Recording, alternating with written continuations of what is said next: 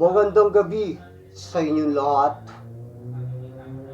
Isang duwende na mataan di umano ng mga estudyante sa isang malaking puno. Alamin po natin kung ito po ba ay may katotohanan, kababalaghan o pawang kathang isip lamang. Sabi ng mga matatanda, huwag daw turo ng turo dahil baka manuno. Pero ang mga estudyanteng ito sa isang eskwelahan sa Negros Oriental, panayang turo. May kung anong pinagkakaguluhan sa puno ng chiko. Good! Wala ko kita mo! Maaga, kita mo? Di umano, meron daw kasi sila ritong namataan. Kita sila duwende. Yes! Nakakulis kumabay niya. Kasi isa ko ng mga batang inyo. Hindi man siya kinayalo, ang halo, itong tulong buo, kahit pagat pilig. Kasi sila nakakita. Ano haraman mo na? Hindi lagi ko nila nakita ang galingkod sa tanga. Ano ba talaga ang kanilang inuusyoso? Isa, nagbabay-babay. Good! Hindi lagi ko nila nakita ang galingkod sa tanga. Alas 4 ng hapon nitong nakaraang linggo, ang grade 3 student na si Nika naisipang maglaro. Lumabas po ako sa aking classroom para maglinis. Naglaro muna ako yung Charlie. Charlie, are you with? Ang papel natin na yes to no, tapos may lapis na nakaganon. Charlie, are you with? Ang lapis ay tumutok sa yes, ay merong ibang nilalang na sa tabi mo. Kapag no, ay wala naman.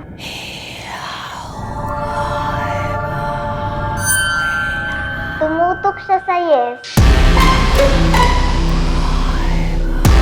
Ilang sandali pa, bigla na lang daw may tumawag sa kanyang kaklase.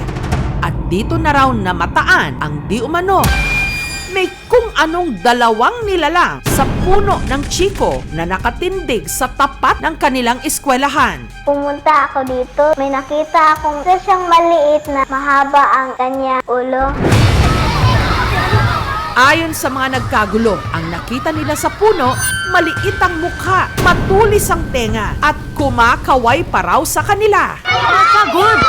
Hindi lagi ko nila nakita ang galingkod sa tanga. Ganito, nagtatangka nga ako na duwende yun. Nagulat kasi first time ko yung nakita eh. Ang grade 3 student na si Angel, unang beses din daw nakakita ng mga di umano duwende. Tinawag ako ng classmate ko, nagwalis. Good! Wala ko kita mo! Maaga, kita mo? Nakita ko, duwende. Yung kamay lang nakita, yung paa hindi. Pinakaharang na halaman, nagbabay-babay. Hanggang sa sumamaraw ang kanyang pakiramdam. Hindi ko nga alam na sumuka ako. Nagkasakit yung ulo ko. Yung pagdating ko lang sa bahay, kay gilantan man ko. Ang grade 4 student naman na si Angela, ikwinento na bago pa raw nila nakita ang di umano, maliit nilang mga kaibigan sa puno. Ilang beses na raw itong nagpakita sa kanya. Katunayan, Lunes ng linggo ring yon, habang nanananghalian sa ilalim ng puno, may nahulog daw na sanga sa kanyang ulo. Paghangad na musbabaw, na may diwindi. Kanang gamay kisag nawong, kanang kuan kisag mataba, gamay gyud kaayo. Ay na hadlok minibalik mis classroom. Ingko day ayan na jumog balik din ha kay kaning madlok kaya taan na gagmay pa na sila kaayo. Lok jud ko mga unsay may tabo nila. Kanang nahadlok naman we kay sige naman kanang ikaduha naman ko nakakitag diwindi diha. Kanang mahadlok magita mi mudagan magita mi kita puka naman mi. Ang grade 1 teacher naman na si Ma'am KM na ang classroom nasa harap lang ng puno ng chiko, aminadong may naranasan na rin na mga kakatwang pangyayaring kahit siya hirap ipaliwanag. Isang incident noon po, ma'am. We were cleaning this classroom. nang biglang may tumawag ng pangalan ko po.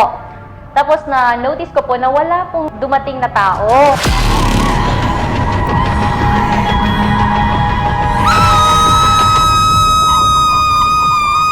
Pag nagpe-play ako ng video o mga reading compilation po for my learners, nag-automatic siyang mag-exit, walang gumagalaw. Hinala ni Nika ang mga di umano na ninirahan sa puno ng Chico. Tuluyan na raw sa kanilang nagpakita matapos ang kanyang laro.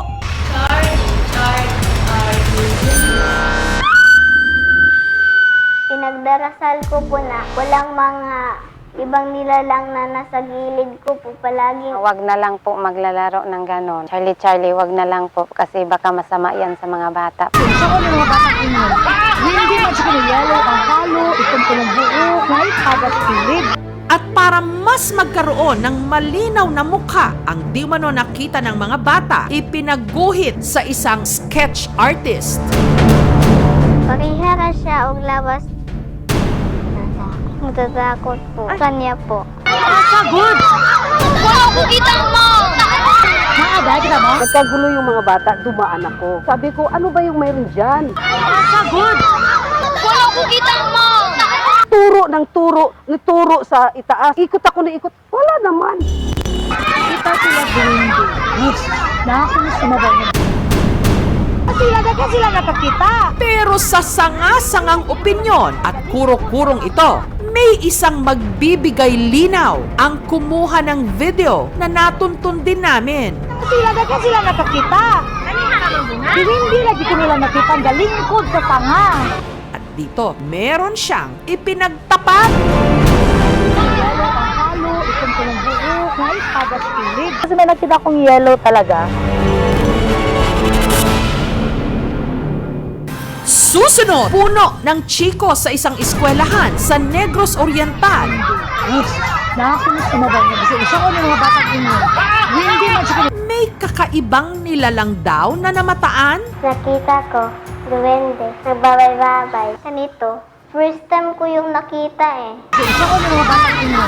Hindi man sa Para makita ng malapitan kung ano nga ba ang itinuturo ng mga bata sa puno ng Chico, si Teacher Ana izinom ang video na kuha niya. Tumayo nga yung balahibo ko kasi may nakita akong yellow talaga. Ano ba talaga ang nakita ng mga estudyante? Hindi lagi ko nila nakita ang galingkod sa tanga. Pakihara siya og lawas. Natatakot po. Kanya po. Kayo, meron din ba kayong nakikita? Wala pong kukurap dahil ang munting paliwanag sa kaguluhang ito sa eskwelahan sa Negros Oriental, ipapaliwanag na. Hindi lagi ko nila nakita ang galingkod sa tanga. Susunod na.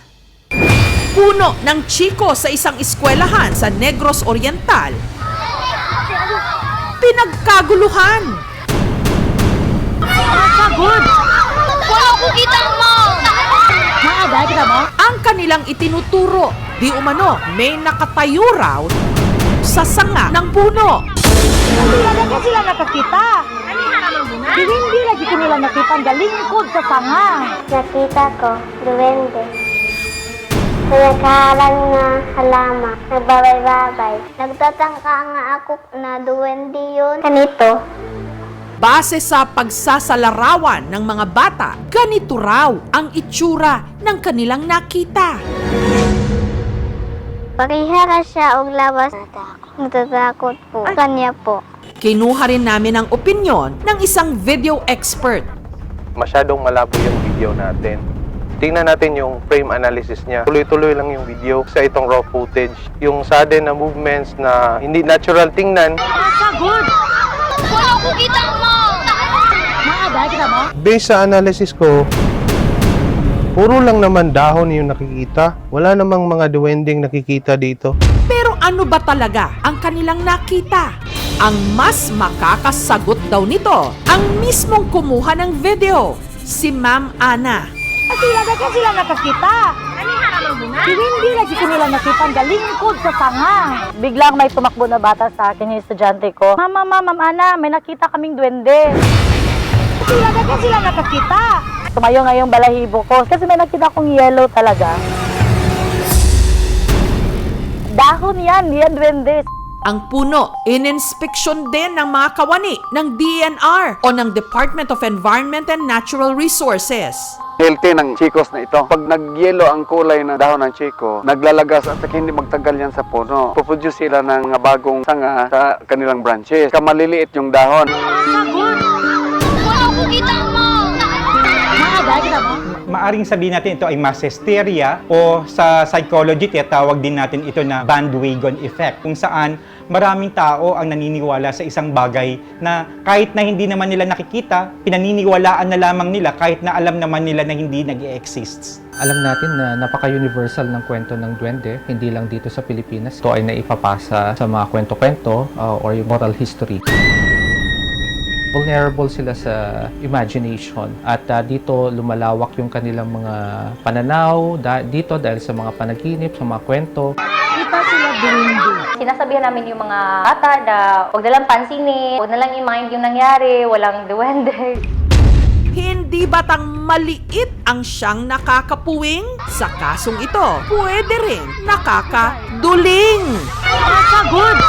Hindi lagi ko nila nakita galingkod sa tanga. Katulad nung kwentong The Emperor's New Clothes. Marami ang nanggaya lang at napaniwala na may suot ang emperor kahit harap-harapan na nakikita naman ng lahat na wala. Thank you so much mga kapuso. Grabe po, oh, di ba? Malilikot po talaga ang ating mga mata at isipan pagdating po sa mga kababalaghan. Nabubulol pa, no? Hindi. Kasi ang mga bata po ay malilikot po talaga ang kanilang mga imagination. Kaya minsan meron po silang nakikita na nagkakaroon po ng mukha or itsura. Pero wala naman po talaga. Pero para sa akin guys, ako po ay naniniwala sa kababalaghan o sa dimensyon ng kanilang lugar. Ngunit sa ngayon ay hindi pa po talaga nagtatagpo ang ating mga mundo. Maraming salamat po.